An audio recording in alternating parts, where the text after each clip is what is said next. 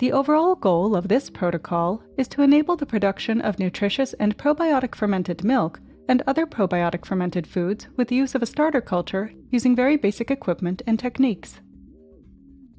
In East Africa, 1 gram of a dried bacterial starter culture can be used to convert 1 liter of pasteurized milk, which has been cooled down to 45 degrees Celsius and transferred to a vacuum flask, into 1 liter of probiotic drinking yogurt. Afterwards, the yogurt can be used to start the production of 100 liters of probiotic yogurt in milk cans, which equals 400 plastic sachets of 250 milliliters drinking yogurt. This method is a tailor-made innovation for sustainable improvement of a nutrition and health status of malnourished people in resource-poor countries.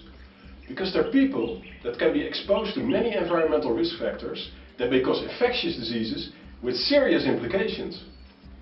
The main advantage of this technique is that it is easy to apply, highly accessible to everybody, including people in resource-poor countries who benefit most from it. Also, the process of fermentation creates a yogurt with added value as compared to milk. One of the implications of this technique extends towards prevention, relief and curation of diarrhea. And that is still a major cause of death among children less than 5 years old.